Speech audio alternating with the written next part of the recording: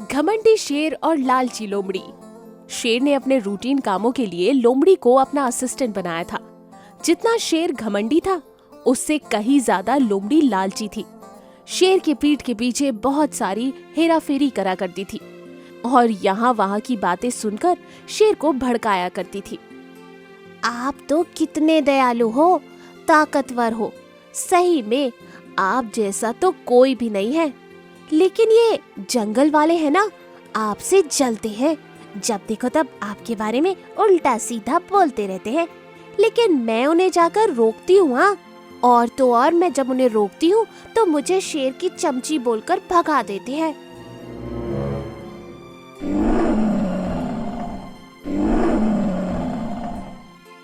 अच्छा, उन सबको मैं बारी बारी देख लूंगा। तुमने मेरा दिल जीत लिया है। ये लो, मेरा शिकार का आधा हिस्सा तुम्हारा। खुश रहो। शेर वहाँ अपना शिकार लोमड़ी के लिए छोड़ देता है। लोमड़ी तो खुशी से पागल होकर अपना आधा हिस्सा ले लेती है।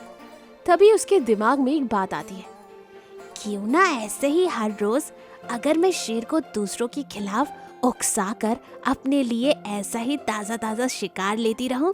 वाह, मेरा ना कोई जवाब ही नहीं है। मैं ऐसे ही करूंगी।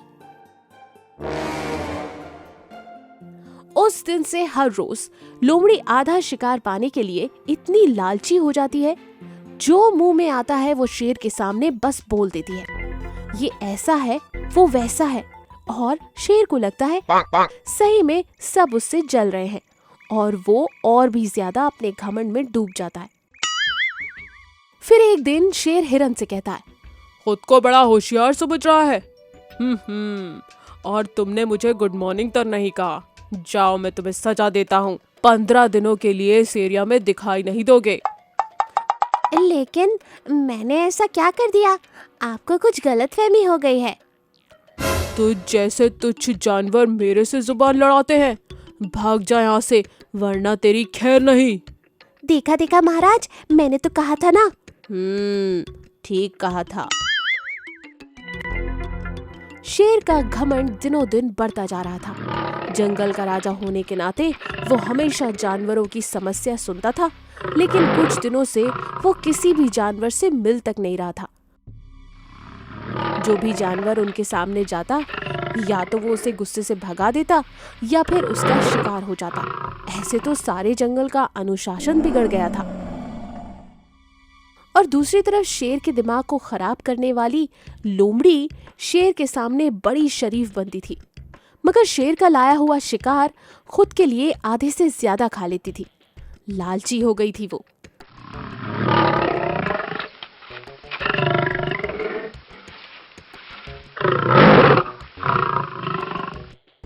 फिर एक दूसरा शेर वहां आता है, लोमड़ी से अधिक होशियार और चालाक। आओ, हमारे घर में तुम्हारा स्वागत है। मैंने सुना है तुम शेर की राइट हैंड हो। तुम्हारे लिए ऑफर है। अगर तुम मुझे ये जंगल समझने में और मुझे यहाँ का राजा बनने में मेरी मदद करोगी तो मैं तुम्हें दुगना शिकार दूंगा। क्यों, क्या कहती हो? सही में? ठीक है, मैं आपकी मदद करने के लिए तैयार हूँ। लालची लोमड़ी फुट से तैयार हो गई और अब वो पुराने शेर को धोखा देने लगती है। वहीं जिस हिरन को शेर ने सजा दी थी, वो तुरंत जाकर पुराने शेर को ये सारी बात बता देता है, लेकिन शेर हिरन की कोई बात नहीं मानता।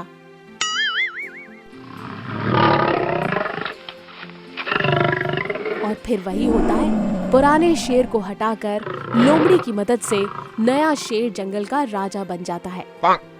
काश मैं हिरन की बात मान लेता और इस लालची लोमड़ी पर भरोसा नहीं करता और अपने ही घमंड में इतना अंधा नहीं होता, तो आज बात कुछ और होती। अगले दिन से नया शेर राजपाट संभाल लेता है। लोमड़ी उस शेर के सामने जाती है। मैं आ गई महाराज, मेरा हिस्सा, दुगना शिकार। कौन सा हिस्सा भाई? चल भग यहाँ से। तेरे जैसे पर तो जरा भी भरोसा नहीं करना चाहिए। तुम इतनी लालची हो, इसी बात का मैंने फायदा उठाया। जैसे को तैसा मिला तो बड़ा मजा आया।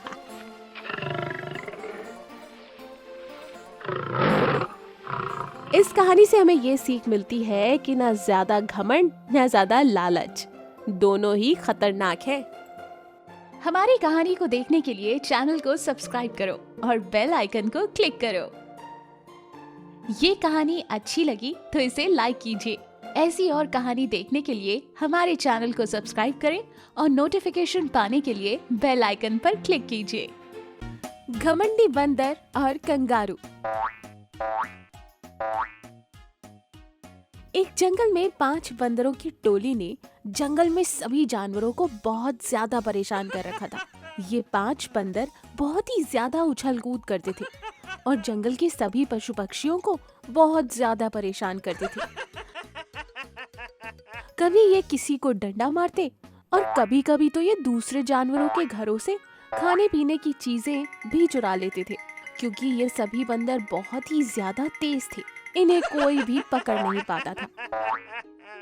और फिर एक दिन इन बंदरों ने सोचा, क्यों ना हम दूसरे जंगल में जाकर जानवरों को परेशान करें। यहाँ के जानवर तो अब बहुत बोरिंग हो गए हैं। और इस तरह वो दूसरे जंगल में चले गए। वहां पर सिर्फ कंगारूज रहते थे और उन्होंने इन कंगारुओं को बहुत ज्यादा परेशान करना शुरू कर दिया। इससे दोनों जंगल के जानवर बहुत ज्यादा परेशान हो चुके थे और उनकी सहायता करने के लिए कोई भी नहीं था। इसलिए उन्होंने सोचा, अब हम इसे खुद ही सुलझाएंगे। इन बंदरों की उत्पात बढ़ता ही जा रहा है। हम सबको मिलकर इनका सबक निकालना पड़ेगा। तभी कंगारू का सरदार बंदर के सरदार को आमंत्रित करता है और कहता है, हमें आपको दावत देना है और साथ में आपको जंगल का राजा भी बनाना है। बंदर बहुत खुश थे। आखिर उनको जंगल में एक उपाधि दी जाने वाली थी। वो खुशी खुशी दावत पर पहुंच गए। पर वो जैसे ही दावत पर जाते हैं, उन्हें दावत देने से पहले कंगारू एक छोटा सा खेल खेलने को कहता है। हम यहाँ पर कुछ मिठाइयाँ रखते हैं और आप सभी बंदरों को ये मिठाइयाँ बिना हाथ लगाए खाना है, इसलिए आप सभी के हाथों को बांध दिया जाएगा। सभी बंदर कहते हैं, इसमें तो कोई बड़ी बात नहीं है। बांधो बांधो, हमारे हाथ बांधो। हम तो मुंह से ही बिना हाथ की मदद के सारी मिठाइयाँ चट कर जाएंगे। बस फिर क्या था, सारे बंदरों के हाथ बांध दिए गए। जैसे ही बंदरों के हाथ बांधे जा रहे, जंगल के सभी जानवर मिलकर 5 बंदर की बुरी तरह से पिटाई करते थे। और उस दिन के बाद से बंदर कभी भी जंगल के किसी भी जानवर को परेशान नहीं करते और हमेशा हर जानवर से डर कर रहते हैं। तो हमें इस कहानी से शिक्षा मिलती है कि हमें कभी भी किसी को फालतू में परेशान नहीं करना चाहिए, क्योंकि इसके बदले हमें बहुत बड़ा नुकसान उठाना पड़ सकता है। ऐसी और अमेजिंग कहानियों के लिए हमारे चैनल को लाइक और सब्सक्राइब करना ना भूलें। Thank you.